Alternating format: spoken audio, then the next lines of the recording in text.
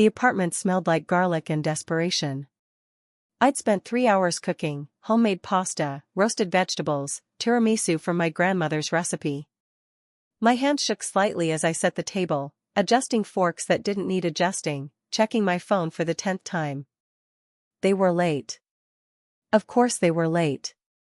At 32, I was living in a 400-square-foot studio in a neighborhood my mother would call transitional.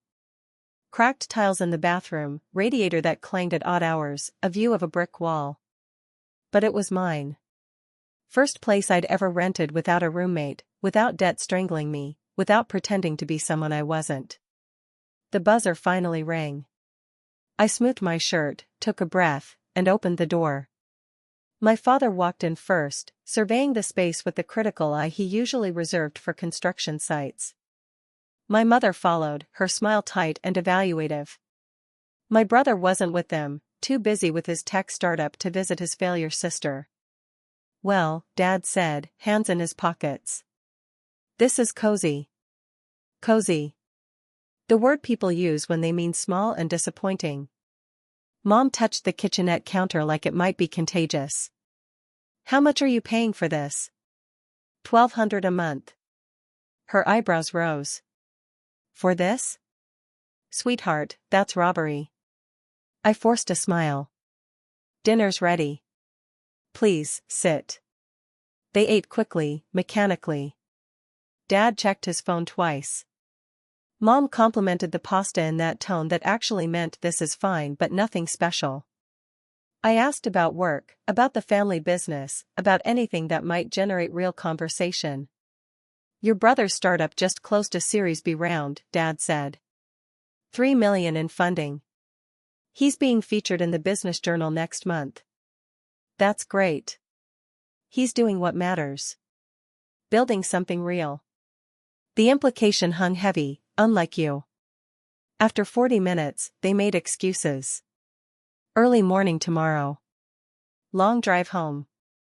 I walked them to the door, trying to hide how much their departure stung. "Thanks for having us," Mom said, kissing the air near my cheek. "Maybe next time we can meet somewhere nicer."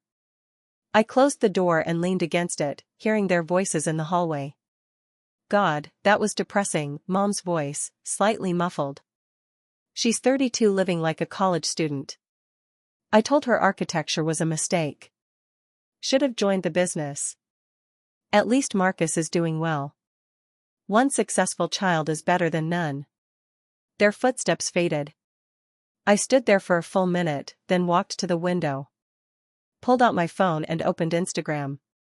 There it was, posted 20 minutes ago. A family photo at an upscale rooftop bar. Mom, Dad, Marcus, his fiancée. Everyone smiling. Caption, celebrating real success stories. Clinking glasses. They'd gone directly from my apartment to celebrate without me. I sat on my thrift store couch surrounded by half-eaten tiramisu and the smell of burnt ambition. Cried until my face was blotchy and my throat hurt. Not because they'd left, I'd expected that. But because I'd spent 32 years trying to earn something they'd never intended to give. Their approval wasn't waiting at the end of some achievement ladder. It was conditional. Contingent on me being someone else. My phone buzzed. Marcus texting, "Sorry I missed dinner." "How'd it go?" I didn't respond. He knew how it went. Everyone always knew. At 2 a.m., still awake, I opened my laptop. Started researching something I'd been curious about for months, real estate investing. I'd studied architecture but never practiced it, stuck in corporate project management jobs that paid bills but killed dreams. Maybe it was time to stop designing other people's visions and start building my own. I fell asleep with tabs open about property valuation, market analysis, investment strategies. When I woke up, something had shifted. I wasn't sad anymore. I was calculating. If they were going to treat me like a failure anyway, I might as well fail on my own terms. Or succeed. Same difference to them. The obsession started quietly. I'd come home from my project management job and immediately open my laptop, studying zoning laws, property values, rental yields. Covered my walls with printouts and sticky notes mapping neighborhoods, tracking sales, identifying patterns. My coworkers thought I was losing it. Maybe I was. But numbers made sense in a way people never had. Markets operated on logic. Supply and demand. Risk and reward. No hidden subtext about disappointment. 3 months in, I noticed something interesting. The street where my parents lived, Oakmont Avenue, was undervalued. The whole neighborhood sat in a zoning dispute that had been dragging through city council for years. Commercial development was blocked, which depressed property values. But the dispute was nearing resolution, and once it cleared, values would spike. My parents had no idea they were sitting on a gold mine. They just complained about the empty lots and delayed construction, never connecting the dots. I made a spreadsheet. If I could buy properties before the zoning cleared, I'd be positioned perfectly for the boom. The problem was I had exactly $8,000 saved. Not nearly enough for a down payment. Unless I found the right property. The desperate seller. The foreclosure. The opportunity everyone else overlooked. I spent 2 more months hunting. Then I found it, a duplex 3 blocks from my parents' street. Rundown, water damage, estate sale. Asking price, $75,000.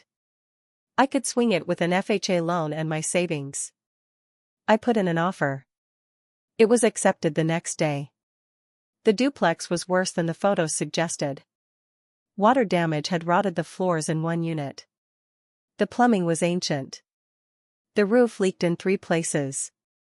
I stood in the middle of what would become my first investment and wondered if I'd just made the biggest mistake of my life. Mom called that evening. Your brother mentioned you bought something? A property? A duplex. I'm going to fix it up and rent it out. Silence. Then, sweetheart, are you sure that's wise? Real estate is complicated. Your father's been in construction 40 years and even he wouldn't. I've done the research. Research isn't experience. Maybe you should come work with your father. Learn the business properly before trying to do this on your own. I'm 32. If I don't try now, I never will. That's what worries us. You've always been impulsive. I hung up feeling both angry and uncertain. Maybe she was right. Maybe this was another mistake in a long line of failures. 2 weeks later, a pipe burst. Flooded both units. The repair cost $8,000, my entire emergency fund. I sat in the wreckage, water seeping into my shoes, and wanted to quit. Instead, I called a contractor. Fixed what needed fixing. Put the units on the market. Lost $4,000 on the sale 3 months later. But I learned. God, did I learn? I stopped going to family gatherings. Told them I was busy. Told them I was traveling for work. Really, I was working 16-hour days, my corporate job during the day, real estate education and hunting at night. I bought a second property. Then a third. Small houses, fixer-uppers, properties other investors ignored. Lived frugally, kept the tiny apartment, drove a 10-year-old car, cut every unnecessary expense. My social media went quiet. Family group chat messages went unanswered. At Thanksgiving, I sent a text saying I couldn't make it. Mom replied, "We understand. Let us know when you're ready to come home." Home. Like I was a runaway who'd eventually realize my mistake and return to the family business, grateful and humbled. 2 years passed like this. Silent. Solitary. Productive. I bought 6 more properties. Learned to spot value others missed. Developed relationships with contractors who gave me fair prices. Built a reputation as someone who paid on time and didn't waste anyone's time. The properties weren't glamorous. But they generated income. And income generated options. And options generated freedom. At 34, I had a small but stable portfolio. Nothing impressive by industry standards. But something real, something mine. Then Dad texted, "Your brother just bought a vacation home in Aspen. Thought you'd want to know what success looks like." I stared at the message for a long time. Then I deleted it and bought my 9th property. The mentor appeared unexpectedly. I was at a property auction when an elderly man approached me, silver hair, sharp eyes, expensive but understated suit. "You bid smart," he said. "Not emotional." "I like that. Thank you." Garrison Landers. He extended a hand. I knew the name. Everyone in local real estate knew Garrison Landers. He'd built half the commercial district 30 years ago, then quietly sold everything and disappeared into retirement. "Emma," I said, shaking his hand. "Emma Chen. I've been watching you, Emma. You buy properties everyone else ignores." "Why?" "Because they're profitable if you're patient." He smiled. "Walk with me." We spent 2 hours talking real estate. He asked about my strategy, my financing, my long-term goals. Didn't judge. Didn't condescend. Just listened and occasionally offered insights that would have taken me years to learn. "You have potential," he said finally. "But you're thinking too small. Individual properties are fine, but real wealth comes from controlling neighborhoods. You understand?" "I think so." "No. You don't. Let me teach you." Over the next 6 months, Garrison became my unofficial mentor. Taught me about land trusts, shell companies, strategic anonymity. "Power is quieter when people don't know who holds it," he said. "The moment they know your name, they adjust prices. But if you're hidden behind corporate structures, you can buy at fair value." He introduced me to his lawyer, his accountant, his network of quiet investors who understood that real money didn't announce itself on social media. "Why are you helping me?" I asked once. "Because I see myself in you. Same hunger. Same willingness to be underestimated." He paused. "Also, because watching entitled families realize they've been outmaneuvered never gets old." I laughed despite myself. "What's your target?" he asked. I told him about Oakmont Avenue. About my parents. About the undervalued neighborhood sitting on a zoning resolution that would unlock millions in value. He studied me carefully. "This is personal." "Does that matter?" "Depends. Personal can make you sloppy. But it can also make you relentless." "Which are you?" "Relentless." "Good. Then let's build something they'll never forget." We formed Luna Holdings, named after my grandmother, the only person in my family who'd ever believed I could do something meaningful. She died when I was 22, right before I'd graduated. Her last words to me, "Don't let them shrink your dreams to fit their fears." Luna Holdings was a Delaware LLC with layers of corporate structure that made ownership nearly impossible to trace. On paper, it was managed by a firm Garrison recommended. In reality, I controlled everything. The strategy was simple: buy properties surrounding my parents' neighborhood. Focus on lots and distressed sales. Wait for the zoning resolution. Then develop or sell at massive profit. It would take years. It would take patience. It would take every skill I'd learned rebuilding from that first duplex disaster. But I had something my parents had never given me: I had nothing left to lose. The first purchase through Luna Holdings was an empty lot 2 doors down from my parents' house. Foreclosure sale, bought for $40,000. My parents had no idea their daughter, the failure who lived in a crummy apartment, now owned property on their street. Mom posted on Facebook, "Construction noise is awful. Who buys an empty lot and just leaves it? Face with steam from nose." I smiled and kept working. My brother's startup went public. The news was inescapable: local business journals, tech blogs, even the city newspaper ran a profile. Marcus Chen, the 28-year-old who revolutionized cloud storage. Photos of him everywhere. Smiling, confident, successful. Everything I wasn't. My parents hosted a celebration dinner. Sent a group text to extended family with date, time, dress code. I waited for my invitation. It never came. The night of the dinner, I was alone in one of my rental properties, fixing a leaky faucet. Got a text from my cousin, "Weird they didn't invite you. Want me to say something?" "No. It's fine." It wasn't fine. But what was I supposed to say? "Please include me in celebrating the son you're proud of while continuing to ignore the daughter you're ashamed of?" I finished the faucet, cleaned up, drove home. Sat in my apartment, still the same tiny space, because every dollar was going into properties, and ate takeout alone. My phone lit up with photos. The party looked beautiful. Everyone dressed up, champagne flowing, a cake with Marcus's face on it. I closed Instagram and pulled up my property portfolio spreadsheet instead. 11 properties now. Luna Holdings own 3. Total equity, $400,000. Not enough. Not yet. I almost quit. The pressure of double lives, corporate employee by day, real estate investor by night, was crushing. I was tired constantly, lonely frequently, doubting myself always. Found an old letter from Grandma Luna while cleaning. She'd written it right before she died, meant to be opened when things get hard. Her handwriting, shaky but determined, "Emma, my brave girl. I know your parents don't understand you. They measure success in conventional ways, status, money, appearances. But you were never meant to be conventional.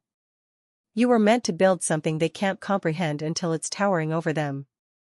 Don't let them shrink your dreams to fit their fears.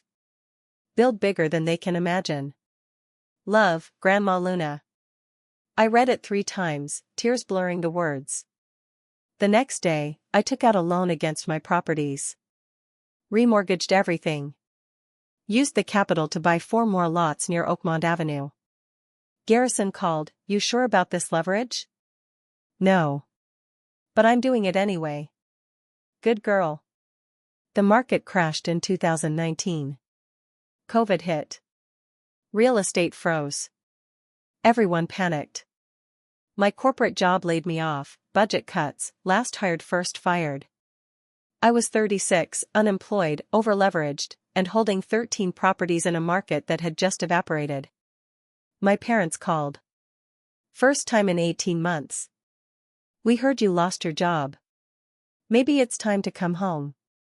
Your father can find you something in the business." "I'm fine. Emma, pride isn't going to pay your bills. We're trying to help." "I don't need your help. You never do. That's always been your problem." I hung up and stared at my financial statements. If I sold now, I'd lose everything. If I held and couldn't make payments, I'd lose everything. Either way looked like disaster. Unless I bought more. Foreclosures were flooding the market. People desperate to sell. Properties going for 60% of their pre-crash value. Everyone was running scared. I ran toward it. Bought 3 foreclosed properties using every penny of credit I could access. Interest rates were at historic lows. This was the opportunity of a lifetime disguised as catastrophe. Garrison called, "You're either brilliant or insane." Probably both. That's what I like about you. 3 years later, the market recovered. The properties I'd bought during the crash had doubled in value. The zoning dispute on Oakmont Avenue finally resolved, commercial development approved, property values spiking. I was 39 years old and owned 18 properties. Luna Holdings controlled 9, including 6 on or near Oakmont Avenue. I'd spent 7 years building this quietly, invisibly, while my family assumed I'd failed and disappeared. My portfolio was worth $3.2 million. I had rental income, appreciation, leverage. Everything Garrison had taught me, everything I'd learned through mistakes and persistence, had compounded into something real. I quit trying to find another corporate job. Managed properties full-time. Hired a small team, property manager, accountant, attorney. Rented a modest office space. But I kept living in the same tiny apartment. Drove the same old car. Didn't post on social media. Stayed invisible. Because I wasn't done yet. My brother got engaged. The announcement came via Instagram, glossy photos, champagne, his fiancée's ring probably worth more than all my early properties combined. Mom called, "We're hosting an engagement party. You should come." When? Next Saturday. At the house. Their house. On Oakmont Avenue. The street where I now controlled 60% of the property. I'll be there. Really? We thought you'd be too busy with your projects. I'll make time for family. Silence. Then, good. It'll be nice to see you. It's been a while. 4 years. It had been 4 years since I'd seen them in person. I spent the week preparing. Had my hair professionally done for the first time in years. Bought a simple but elegant dress. Looked successful without being flashy. The party was crowded, relatives, business associates, Marcus's startup friends. I arrived exactly on time, blending into the crowd, letting people assume I was someone's plus one. Dad was holding court on the patio, telling construction stories. Marcus was surrounded by admirers. Mom was directing caterers with the precision of a general. I found a quiet corner and watched. Nobody recognized me at first. I'd changed, older, thinner, harder around the edges. Dad finally spotted me. His face registered surprise, then something like disappointment that I'd actually shown up. "Emma. You came." "Of course. Marcus's family." "Right. Well. Help yourself to food. There's wine in the kitchen." That was it. 4 years and a conversation lasted 15 seconds. I was pouring wine when I heard Dad's voice from the living room, louder than before. "The rental hustle. That's what Emma's doing. Collecting checks from tenants. Not exactly building a business." Laughter. Agreement. Someone said, "At least she's trying something." I drained my wine glass and poured another. Then a neighbor, Mrs. Rodriguez from 3 houses down, came in complaining loudly. "Did you hear about these new ownership rules? Some company bought half the block and now they're raising fees, requiring property maintenance standards. It's outrageous. Who do these corporations think they are?" More agreement. More outrage. "My father, I've been trying to figure out who owns what. Company called Luna Holdings keeps buying properties. Probably some out-of-state investor flipping neighborhoods." I smiled into my wine glass and said nothing. The article dropped Monday morning. Local business journal, investigating post-crash real estate investment. Mystery woman buys entire block amid market collapse, strategic genius or lucky timing? The story focused on Luna Holdings and the Oakmont Avenue properties. Quoted anonymous sources praising the sophisticated strategy and remarkable patience. Included aerial photos of the neighborhood with properties outlined, my properties. The family group chat exploded. "Marcus, is this near our street?" "Mom, that's our block." "Who is this person?" "Dad, I'm calling the city. This is probably illegal." "Uncle James, Luna Holdings, sounds like a scam." I watched the messages pile up, didn't respond. Let them spiral. Dad called me directly for the first time in months. "Emma, did you see this article? About the real estate investor?" "Yeah, I saw it. Someone's buying up our neighborhood. Do you know anything about property law? Can they do this?" "Depends on the specific transactions." "Why?" "Because I want to know who's behind this Luna Holdings. I'm going to find out and give them a piece of my mind about these new requirements. Maybe you should meet with them directly." "I plan to. Soon as I figure out where their office is." I paused. "I can help with that." "You can?" "Yeah, Dad. I know exactly where to find them." I didn't tell him immediately. Let him stew for a week, making calls, complaining to neighbors, drafting angry emails to the property management company. Then I texted, found the Luna Holdings office. Want me to set up a meeting? His response was immediate, yes. When? Friday at 10 a.m. I'll send the address. I sent the address of my office. My real office, the one I'd opened 6 months ago and kept carefully separate from family knowledge. Friday morning, I arrived early. Made sure the space looked professional, clean desk, framed property photos on walls, Luna Holdings logo prominent. Wore a blazer. Pulled my hair back. Looked like someone in control. My parents arrived at 10 sharp. I watched from the inner office as they walked through the lobby, their expressions confused. This is it? Mom said to the receptionist I'd hired for the occasion. This is Luna Holdings? Yes, ma'am. Ms. Chen will see you shortly. Chen? Dad's voice, suspicious. Who's Chen? The receptionist smiled. The owner. Please, have a seat. I waited 5 minutes. Let them sit with confusion. Then I walked out. The moment froze like a photograph. My mother's face draining of color. My father's expression cycling through confusion, recognition, disbelief. The receptionist trying not to smile.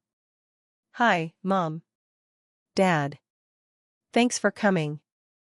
Emma? Mom's voice barely above a whisper. What are you doing here? I work here. I own this company. Dad stood up, defensive now. This is Luna Holdings? Yes. You? You're the one buying up our neighborhood? Not just buying. Owning. Developing. Managing. I walked to my desk, pulled out a folder. Would you like to see the portfolio? He grabbed the folder. Opened it. Flipped through property deeds, all stamped with Luna Holdings, all listing me as managing member. His hand shook slightly. You own these? 18 properties total. 9 through Luna Holdings. 6 of those are on or adjacent to Oakmont Avenue. Including the empty lot 2 doors from your house. The duplex across the street. The commercial building at the corner. I paused. Basically, I own your entire street. Mom sat down heavily. How? Hard work. Smart investments. 7 years of building while you assumed I'd failed. Dad was still staring at the papers. This isn't possible. You were living in that crummy apartment. I still live there. Real estate investors don't waste money on appearances. We invest capital in assets, not image. I pulled out another document. Your property. 2847 Oakmont Avenue. Current zoning just changed to mixed commercial residential. Your property value increased approximately 40% in the last 6 months. Dad looked up, wary now. So you should probably update your insurance, review your property taxes, and be aware that the neighborhood association, which I now chair, has new maintenance standards. Nothing unreasonable. Just keeping the street looking nice. You're charging us fees? Standard neighborhood association dues. Everyone pays the same rate. I'm offering you a very fair renewal contract. I slid papers across the desk.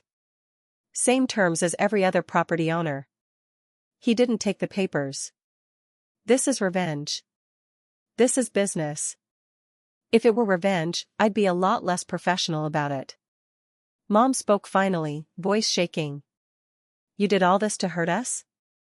I did this because 7 years ago, you came to my apartment and made me feel like garbage. Then you went to dinner and celebrated having one successful child. That night, I realized I'd been chasing your approval my whole life. So I stopped. Started building something for myself instead. We didn't mean. You meant it. You've always meant it. I'm just the child who finally stopped needing you to take it back. Dad exploded. You wouldn't have any of this without us. The work ethic, the discipline, that came from our family. The work ethic came from wanting to escape being compared to Marcus for 30 years. The discipline came from knowing I'd never be enough in your eyes no matter what I achieved. And the capital? Every penny came from jobs you told me were beneath me, from that crummy apartment you mocked, from living small so I could build big. He threw the folder on my desk. This is all luck. Market timing. You bought during a crash, that's not genius, it's coincidence. I opened my laptop, turned it to face them. Here's my purchase history. Property by property. When I bought, what I paid, current value. The duplex I lost money on. The foreclosures I bought during COVID while everyone else was panicking. The zoning research that showed Oakmont Avenue was undervalued. I pulled up more files. Here's my financial modeling. Risk analysis. Market projections. This wasn't luck. This was 7 years of work you never saw because you assumed I'd failed. Mom was crying now. You're humiliating us. I'm asking you to sign a standard neighborhood contract. Same one every property owner signed.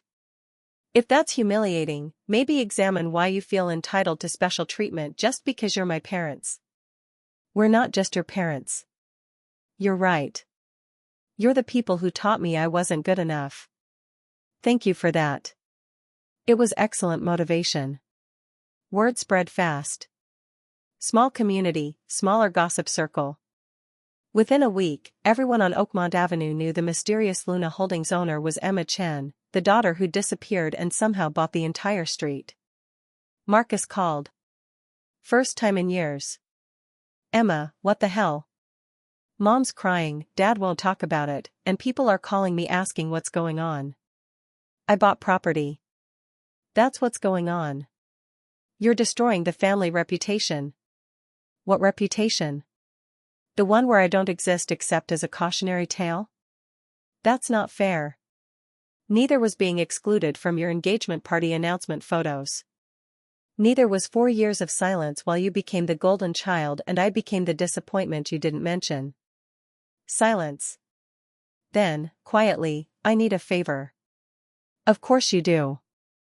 Some of my investors are nervous. The publicity about Luna Holdings, they're connecting it to our family.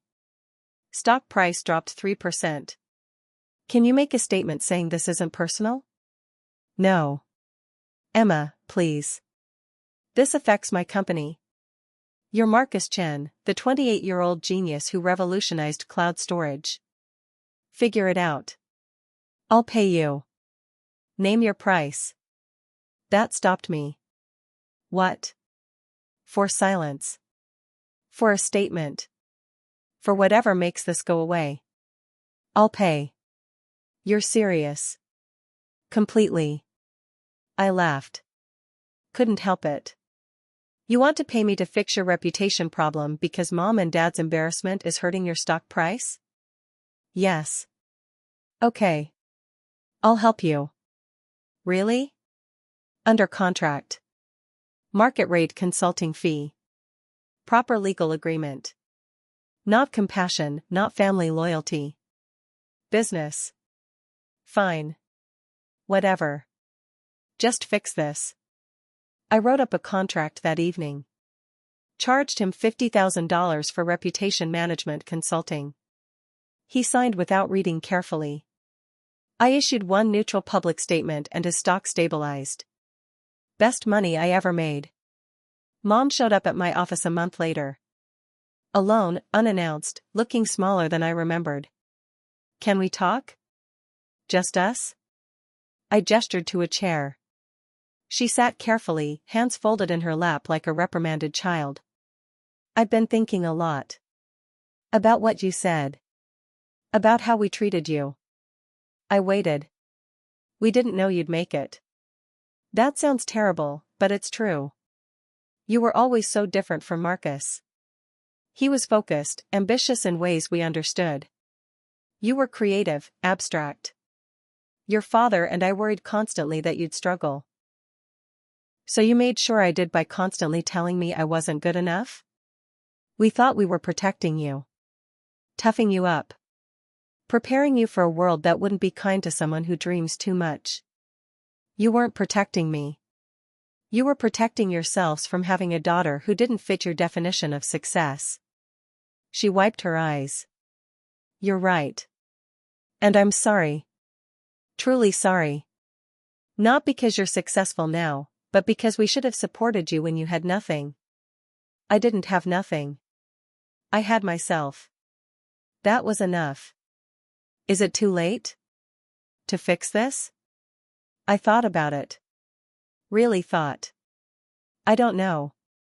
I stopped needing your love years ago. But I still wanted your respect. Maybe that's what makes it complicated. Do you respect yourself now? Yes. Then maybe that's enough. Maybe that's what I should have taught you from the beginning, not to need our approval. Just to build your own. We sat in silence. Not quite reconciled. Not quite enemies. Just two people who'd finally told each other the truth. The magazine feature came 3 months later. The woman who bought her parents' street, how Emma Chen built a real estate empire from rejection. The article went viral. Thousands of shares.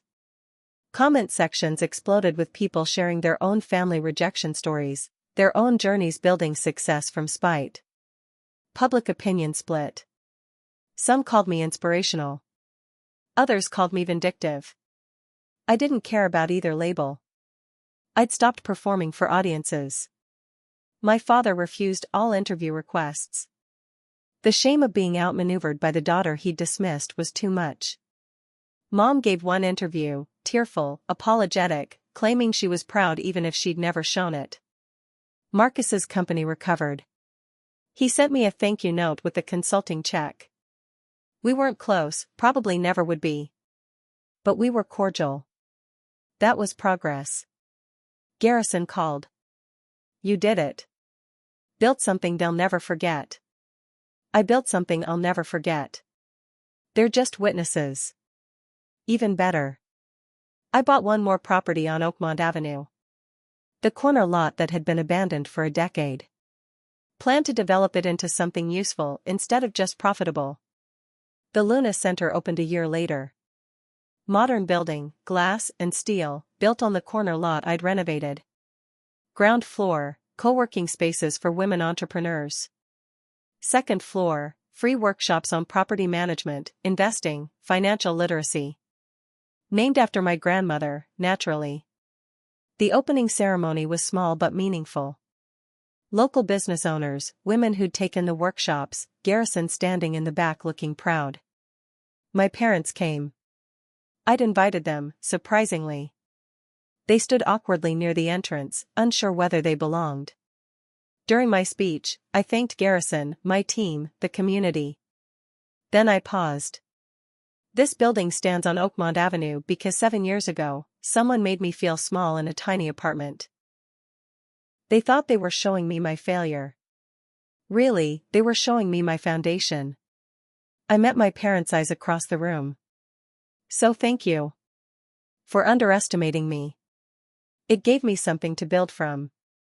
Applause. Some people crying. My mother wiping her eyes. Afterward, Dad approached. It's impressive. What you've built. Thank you. I don't know how to fix what we broke. Maybe you can't. Maybe broken doesn't always get fixed.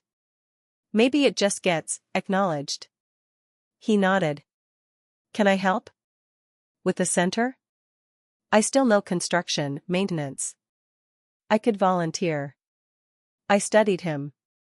Saw genuine regret. Also saw 7 years of dismissal, mockery, absence. Let me think about it. Fair enough. A year later, I visited my parents. First time in their home since Marcus's engagement party 3 years earlier. They'd aged, grayer, softer, humbler. We had lunch. Talked about neutral things, weather, neighborhood changes, the Luna Center's expansion.